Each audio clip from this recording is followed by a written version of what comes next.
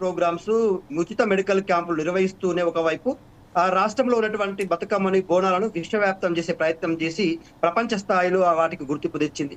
ప్రభుత్వం వచ్చిన తర్వాత కేసీఆర్ గారిని ఒప్పించి వాటిని అధికారికంగా నిర్వహించేలాగా చేసింది. ఇవాళ బతుకమ్మ, బోనాలు మనం అధికారిక పండుగలుగా జరుపుకుంటా ఉన్నాం. అందులో ఆమె సాక్రిఫైస్, ఆమె పోరాటం ఉంది. ఒకటి. రెండోది, కవిత గారు ఒక బాధ్యతాయుతమైనటువంటి ప్రతిపక్ష పార్టీకి ఎమ్మెల్సీగా, బాధ్యతాయుతమైనటువంటి నాయకురాలుగా ఈ రాష్ట్ర ప్రభుత్వాన్ని చాలా స్పష్టంగా బీసీలకు ఇచ్చినటువంటి కామారెడ్డి డిక్లరేషన్ విషయంలో ఎప్పటికప్పుడు ప్రశ్నిస్తూ యూపీఎఫ్, యునైటెడ్ పూలే ఫ్రంట్ తోటి ఒక మహోన్నతమైనటువంటి ఉద్యమాన్ని నిర్మించింది, నడిపింది. ఇవాళ ప్రభుత్వం కవిత గారి పోరాటానికి తలొగ్గి సావిత్రిబాయి పూలే జయంతిని అధికారికంగా నిర్వహిస్తామని ప్రకటించారు.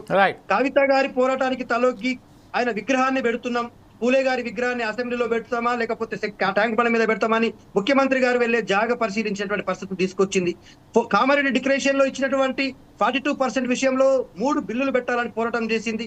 ఒకటి రాజకీయ పరమైనటువంటి బిల్లు, రెండోది విద్యా ఉద్యోగాలకు సంబంధించిన 3 బిల్లులు పెట్టాలంటే అది కామారెడ్డి డిక్లరేషన్ పక్కకు దొప్పేసినా కూడా దాంట్లో 2 బిల్లులు పెట్టించింది. ఒకటి విద్యా ఉద్యోగాలకు సంబంధించి, రాజకీయాలకు సంబంధించి. సో నేనేమంటున్నానంటే కవిత గారు చాలా matured politician, she's not a learned politician. ఇప్పుడు ఎంత పెద్ద ఎత్తున తెలంగాణ రాష్ట్రంలో జరుగుతున్న రాజకీయ పరిణామాలన్నిటికీ కూడా చాలా జాగ్రత్తగా అబ్జర్వ్ చేస్తూ, మిగతా పొలిటీషియన్స్ లాగా కాదు. మీరు అన్నారు షర్మిలతో కంపారిజన్ చేయడమో లేకపోతే ఇంకెవరితో కంపారిజన్ చేస్తున్నాం.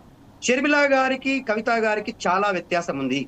షర్మిల గారు ఒకవైపు వైఎస్ గారి వారసత్వంతో కొనసాగినప్పటికీ, ఇక్కడ కేసీఆర్ గారి వారసత్వంలో ఉన్నప్పటికీ కవిత గారు ఓన్ గా తనకంటూ తన రాజకీయ శక్తిని బలంగా పుంజుకున్నది. తనకు జాగృతి సంస్థ ఉంది, ఒక యూపీఎఫ్ ఉంది, సామాజిక సాంస్కృతిక కార్యక్రమాలు ఉన్నాయి, తన ప్రస్థానం ఉంది తెలంగాణ ఉద్యమ పోరాటంలో. ఇవాళ సెంట్రిక్ జరుగుతా ఉంది. ఇవాళ కాంగ్రెస్ పార్టీలో జాయిన్ అవుతుంది అనేటువంటిది, బీజేపీలో జాయిన్ అవుతుంది అనేటువంటిది వాళ్ళు పగటి కళలు కంటా ఉన్నారు.